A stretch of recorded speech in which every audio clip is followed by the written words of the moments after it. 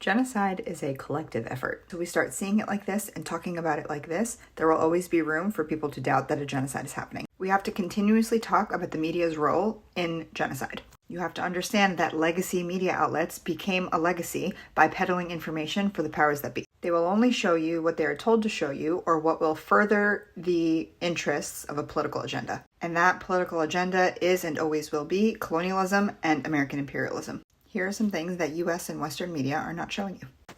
3 of the Israeli hostages being held by Hamas, talking about how they understood that there was a ceasefire option that was offered. If Israel stopped bombing Gaza, they would release all the hostages, and Israel said no and is continuing to bomb Gaza, which is also, in turn, them bombing their own people. A member of the kibbutz security team saying that they received orders from commanders to shell the houses in the kibbutz area, attempting to kill Hamas and not caring that they would also be killing hostages and their own civilians. That in addition to Israel shelling its own people, they also came in with tanks and Apache helicopters, which bombed homes in the kibbutz, and then are pretending that Hamas did that damage when Hamas actually has no access to weapons of destruction of that level. And experts are saying it could have only come from things like this. They took that footage and circulated it around to media, claiming that this was Hamas, which, again, is literally just not possible. An interview with a survivor from the kibbutz who said that undoubtedly Israeli security forces killed a number of their own civilians on October 7th. When the 2 older women were released by Hamas because they were concerned for their health and wanted to make sure that they received care, every news outlet said that they went through hell. This was the headline for everything.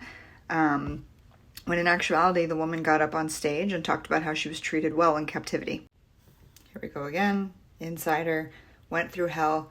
Meanwhile, she's talking about how they were very kind to them and made sure that they were clean and fed.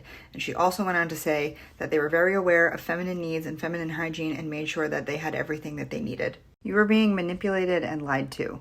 And you have to broaden your news research. You have to broaden the channels that you listen to. You have to listen to international media stations that have no ties to colonialism and no ties to imperialism. You have to start looking for news that you are being shielded from for a reason in order to understand what is going on and to understand that at the core of all of this, they have dehumanized and continue to dehumanize and paint Arabs and Muslims as barbarians so that you don't question what they're feeding you. I used to question why Al Jazeera was the only news channel to report on Palestine, truthfully, that my grandfather and my family used to consider as trustworthy.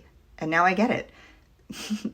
Western media will never tell you the truth about our people, ever. They have an agenda, and that agenda is to paint us, brown Arab Muslims, and our region of the world as savage, as barbaric, so that you can support their invasion of our part of the world under some guise of bringing democracy to the Middle East so that they can ravage through our countries, they can murder our people, they can colonize the land, and they can set up little vacation homes for everybody. And they can build their factories so that they can continue to spread wealth and power for the West in our region of the world.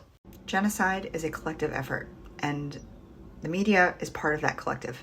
They are doing their job to further the violence and the genocide that we are witnessing for the agenda that I just told you about. Start questioning everything you see.